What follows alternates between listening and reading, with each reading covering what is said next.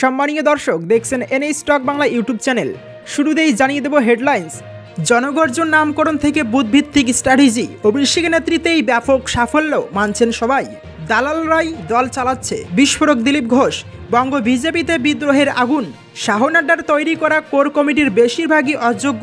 বিস্ফোরক বিজেপির সৌমিত্র দিলেন তৃণমূলে ফেরার ইঙ্গিত। টাকা হাতিয়েছে বিজেপি, ভোটে হারতেই বোমা ফাটালেন রাজমাতা। অমৃতা নিশনাইকে দলের ভাড়াডুবির দায়িত্ব নিয়ে ইস্তফা দেবেন না, জানিয়ে দিলেন সুকান্ত। নিশ্চিত করে তাসের ঘরের মতো ভাঙছে বিজেপি, একই দিনে গেরুয়া থেকে সবুজ 3 গ্রাম পঞ্চায়েত। বিরোধী দলনেতা রাহুল সিলমোহর দিল ওয়ার্কিং কমিটি।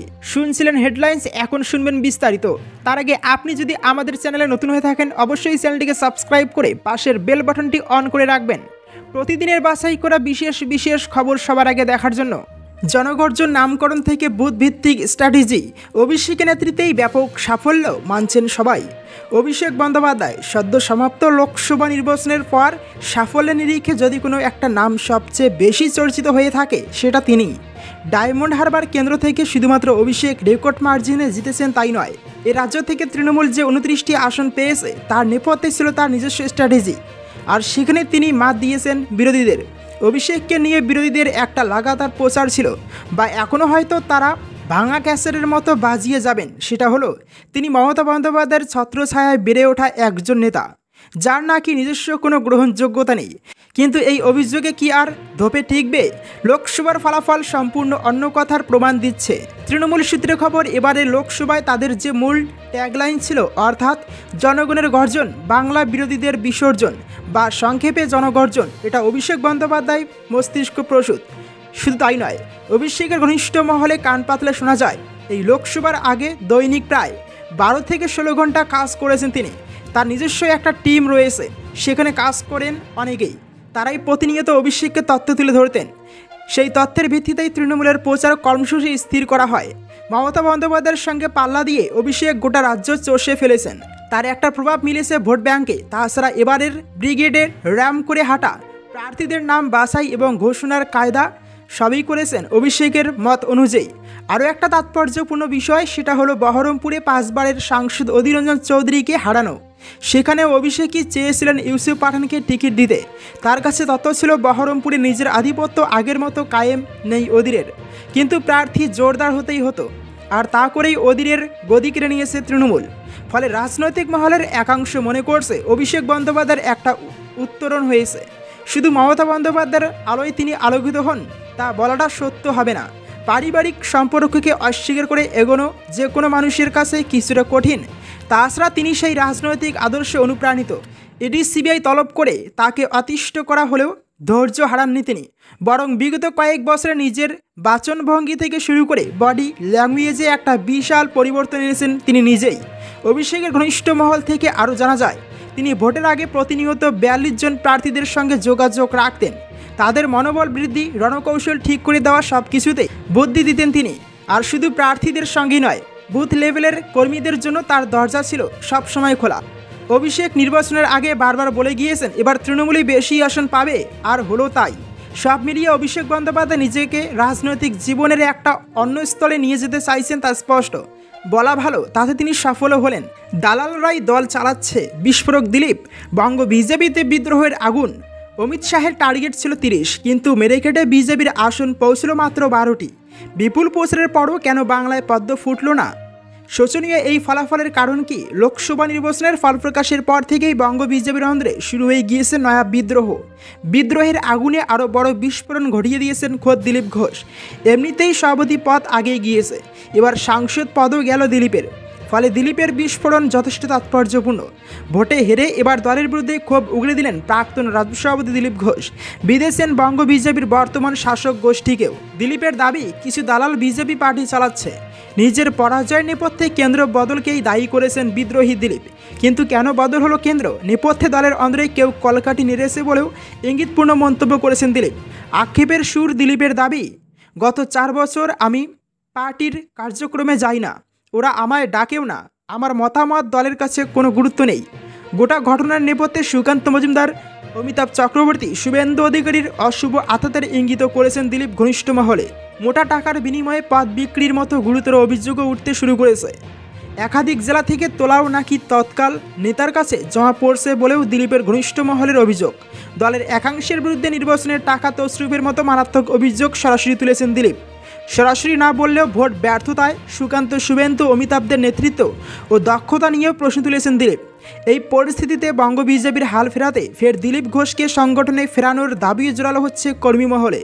শাহ নাড্ডার তৈরি কোর কমিটির বেশিরভাগই অযোগ্য বিস্ফোরক বিজেপির সৌমিত্র দিলেন তৃণমূলে ফেরার ইঙ্গিত। জিতেও দলের বিরুদ্ধে বোমা ফাটালেন সৌমিত্র খা। মন্ত্রিত্ব না পেলে তৃণমূলে ফেরারও ইঙ্গিত দিয়ে রাখলেন বিষ্ণুপুরের নবনির্বাচিত বিজেপি প্রার্থী সৌমিত্র খা। বাংলায় বিজেপির 12 জনের মধ্যে সংখ্যা নিরিখে সবথেকে সিনিয়র সাংসদ সৌমিত্র খা। তাহলে দলের কাছে প্রত্যাশা কি? সৌমিত্র খা স্পষ্ট বললেন, প্রত্যাশা আছে, যদি একটা সরকারি জায়গা মেলে। রার বাংলায় বিধায়কদের জেতাতে হলে আমাকে দায়িত্ব দিতে হবে, বাংলা লড়াকু নেতাদের দায়িত্ব দিতে হবে, তাহলে বাংলায় বিজেপি খুব ভালো জায়গায় থাকবে। আর যদি তোষামোদি লিডার দেওয়া হয় তাহলে জেনে রাখুন আমরা বাংলায় ভালো জায়গায় থাকব না। প্রসঙ্গত অভিষেক বন্দ্যোপাধ্যায় ইতিমধ্যে ইঙ্গিত দিয়ে রেখেছেন। 3 জন সাংসদ ইতিমধ্যেই যোগাযোগ করেছেন, বেশ কয়েকজন বিধায়ক যোগাযোগ করেছেন। সেই প্রশ্নটা করতে সৌমিত্র খা বলেন, জেলা স্তরে তৃণমূল নেতৃত্বের সঙ্গে টাচে আসি, রাজ্য স্তরের কারোর সঙ্গে টাচে নেই। তাহলে কি তৃণমূলে যাওয়ার আভাস? তিনি বলেন, জেলা স্তরের লোকেরা বলছেন দাদা তুমি চলে এসো, তাহলে বর্ধমান, দুর্গাপুর, আসানসোল, পুরো রার বাংলায় কেউ আর কোথাও থাকবে না। প্রতিকূলতা তৈরি করেছিল ওরা, প্রচুর চোরাস্রোত ছিল। আমি নিজেও বুঝতে পারিনি এই লড়াইটা দিতে পারবো। ভোটের 2 দিন আগে বুঝতে পারিনি, 2 দিন আগে গিয়ে বুঝেছি সব শেষ। দিলীপ ঘোষের হারের ব্যাপারে সৌমিত্র খা মুখ খোলেন। তবে কি যারা যোগ্য দায়িত্ব পাওয়ার তারা যোগ্য দায়িত্ব পাননি? তারই কি খেসার দিতে হচ্ছে? তার উত্তর দিতে গিয়ে ভোটের আগে শাহ নাড্ডার তৈরি করে দেওয়া কোর কমিটির প্রসঙ্গ উত্থাপন করেন সৌমিত্র। তার বিস্ফোরক বক্তব্য, 25 জনের যে কোর কমিটি তৈরি হয়েছিল তার মধ্যে হয়তো 20 জনই অযোগ্য লোক, যার ফল দল ভোগ করছে। টাকা হাতিয়েছে বিজেপি। ভোটে হারতেই বোমা ফাটালেন রাজমাতা অমৃতার নিশানায় কে? কৃষ্ণনগরে এবার বিরাট চমক দিয়েছিল বিজেপি। হেভিওয়েট মহুয়া মৈত্রের বিরুদ্ধে মহারাজ কৃষ্ণচন্দ্রের পরিবারের কুলবধূ রাজমাতা অমৃতা রায়কে দাঁড় করিয়েছিল গেরুয়া শিবির। ভোট বাক্সের লড়াইয়ে টেক্কা দিলেও শেষ হাসি হাসতে পারেননি পদ্মপ্রার্থী। প্রায় 57,000 ভোটে জয়ী হয়েছেন তৃণমূলের মহুয়া মৈত্র। ভোটে হারার পরেই এবার বিজেপি নেতৃত্বের দিকে আঙুল তুললেন রানিমা। সদ্য সমাপ্ত লোকসভা নির্বাচনে পশ্চিমবঙ্গে আশানুরূপ ফল করতে পারেনি বিজেপি। এরপর অনেকেই গেরুয়া শিবিরের প্রার্থী নির্বাচন নিয়ে প্রশ্ন তুলেছেন। রেজাল্ট বেরোনোর পরেই মুখ খোলেন দলের প্রবীণ নেতা তথা বর্ধমান, দুর্গাপুরের প্রার্থী দিলীপ ঘোষ। এবার রাজনেতৃত্বকে কাঠগড়ায় তুললেন রাজমাতা অমৃতা। সম্প্রতি একটি সর্বভারতীয় বাংলা দৈনিকের অনলাইনকে দেওয়া সাক্ষাৎকারে এই নিয়ে মুখ খোলেন অমৃতা।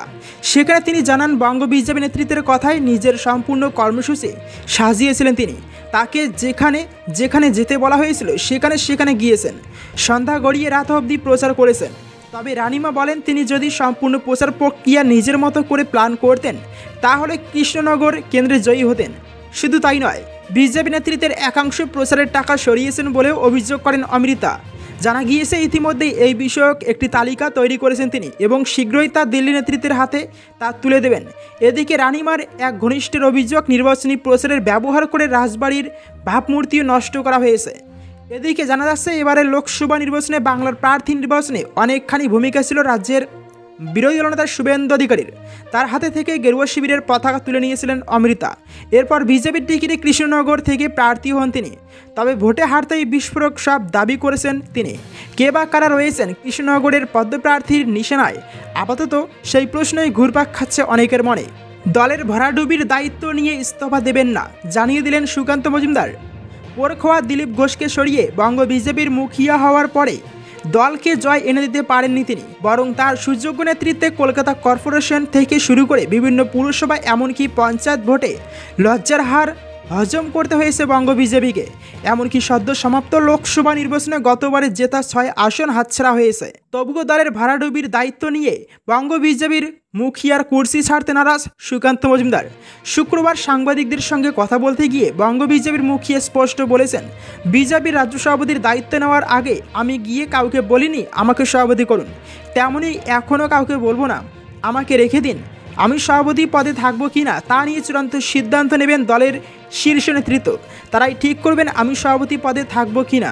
লোকসভা নির্বাচনের ঢাকে কাঠি পড়ার আগেই বঙ্গ বিজেপির মুখিয়া সুকান্ত মজুমদার একাধিকবার সাংবাদিকদের কাছে দাবি জানিয়েছিলেন 2019 সালের লোকসভা নির্বাচনের ফলকে টেক্কা দিয়ে দুরন্ত ফল করবে বিজেপি। 30টির বেশি আসনে জিতবে দল। বঙ্গ বিজেপি নেতৃত্বকে 35 আসনে জেতার টার্গেট দিতে দিয়েছিলেন কেন্দ্রীয় স্বরাষ্ট্রমন্ত্রী অমিত শাহ। বাংলায় ভোট প্রচারে এসে একাধিক সভায় তিনি দাবি করেছিলেন কমপক্ষে 30 আসনে জিতবে পদ্ম শিবির, কিন্তু ওই দাবির বেলুন ফুটো হয়ে গিয়েছে। 30 আসনে তো জয় দূরের কথা, গতবারের জেতা আসনই ধরে রাখতে পারেনি বঙ্গ বিজেপি। সদ্য সমাপ্ত লোকসভা নির্বাচনে ভরাডুবির পরেই বঙ্গ বিজেপির অন্দরে দলের রাজ্য সভাপতি সুকান্ত মজুমদারের বিরুদ্ধে ক্ষোভ তুঙ্গে উঠেছে। ইতিমধ্যেই রাজনীতির বিরুদ্ধে লাগাতার তোপ দাগা শুরু করেছেন প্রাক্তন সভাপতি দিলীপ ঘোষ। তাকে মেদিনীপুর থেকে বর্ধমান দুর্গাপুর আসনে সরানোর সিদ্ধান্তকে কটাক্ষ করে বলেছেন হারা আসনে জেতার পরিকল্পনা করা হয়। এখানে তো জেতা আসন কীভাবে হারা যায় তার পরিকল্পনা হয়েছে বলে মনে হয়। শুধু তাই নয়, তার বিরুদ্ধে কর্মীদের খেপিয়ে তোলা হয়েছিল বলে অভিযোগ তুলেছেন মেদিনীপুরের প্রাক্তন সাংসদ।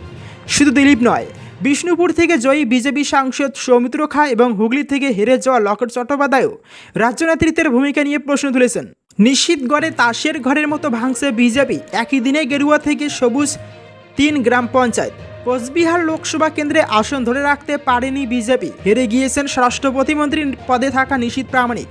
ভোটের আগে নিশীথ বনাম উদয়ন তরজায় উত্তপ্ত হয়ে উঠেছিল কোচবিহার। মৌখিক আক্রমণ থেকে মাঝ রাস্তায় হাতাহাতি, বাদ যাননি কিছুই। এত কিছু পরও গড় ধরে রাখতে ব্যর্থ হলেন নিশীথ প্রামাণিক। আর তারপরেই বিজেপির কেল্লা কার্যত রক্ষীহীন সেখানে। এবার তাসের ঘরের মতো ভেঙে পড়ছে বিজেপির সংগঠন। রোজই দলে দলে কর্মী ও নেতা যোগ দিচ্ছেন ঘাসফুল শিবিরে। পাশা উল্টাতেই বদলে গিয়েছে কোচবিহারের রাজনীতির রং।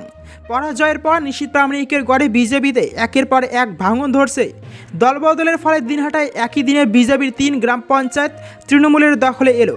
ভেটাগুড়ি 2 নম্বর গ্রাম পঞ্চায়েতের পর একে একে সবুজ হলো মাতালহাট গ্রাম পঞ্চায়েত ও ভেটাগুড়ি 1 নম্বর গ্রাম পঞ্চায়েত। ভেটাগুড়ি 1 নম্বর গ্রাম পঞ্চায়েতের 5 বিজেপির সদস্য তৃণমূলে যোগ দিয়েছেন শুক্রবার রাতে ভেটাগুড়ি 1 নম্বর গ্রাম পঞ্চায়েতের সদস্যের তৃণমূলে যোগদান করান দিনহাটার বিধায়ক ও উত্তরবঙ্গ উন্নয়ন মন্ত্রী উদয়ন গুহ। পঞ্চায়েত ভোটে 12 সদস্যের ভেটাগুড়ি 1 নম্বর গ্রাম পঞ্চায়েতের 7টি আসন দখল করে বিজেপি। তৃণমূল 5টি আসনে জয়ী হয়। দলবদলের ফলেই গ্রাম পঞ্চায়েতে তৃণমূলের সদস্যের সংখ্যা বেড়ে দাঁড়ালো 10। এদিনই ভেটাগুড়ি 2 নম্বর গ্রাম পঞ্চায়েত এবং মাতালহাট গ্রাম পঞ্চায়েতের প্রধান উপপ্রধান সহ বিজেপি সদস্যরা তৃণমূলে যোগ দেন। এই দলবদল হচ্ছে জোর করে, দাবি করেছে বিজেপি। কোচবিহারে বিজেপি সভাপতি সুকুমার রায় জানিয়েছেন জোর করে ভয় দেখিয়ে তৃণমূল থেকে বিজেপিতে যোগদান করানো হচ্ছে। শুক্রবার প্রাক্তন কেন্দ্রীয় মন্ত্রী নিশীথ প্রামাণিকের খাসতালুকে তৃণমূলে যোগ দেন বিজেপি পরিচালিত ভেটাগুড়ি 2 নম্বর গ্রাম পঞ্চায়েতের উপপ্রধান সহ 9 জন পঞ্চায়েত সদস্য। কোচবিহার লোকসভা কেন্দ্রের জয়ী তৃণমূল প্রার্থী জগদীশ বর্মা বসুনিয়ার হাত ধরে তৃণমূলে যোগ দেন তারা। বিজেপি পরিচালিত 18 আসনের ভেটাগুড়ি 2 নম্বর গ্রাম পঞ্চায়েতে তৃণমূলের সদস্য সংখ্যা তার জেরে 6 থেকে বেড়ে হলো 15, আর বিজেপি কমে হয় 3। যোগ দেন বিজেপির পঞ্চায়েত প্রধানও। বিরোধী দলনেতা রাহুল সিলমোহর দিল ওয়ার্কিং কমিটি। বিরোধী দলনেতা রাহুল গান্ধী শনিবার কংগ্রেসের ওয়ার্কিং কমিটির বৈঠকে এই সিদ্ধান্তই চূড়ান্ত হলো। বিরোধী দলনেতা হিসেবে হাত শিবির রাহুল গান্ধীকেই চাইছে। ইতিমধ্যেই এ বিষয়ে প্রস্তাব পাশ হয়ে গিয়েছে।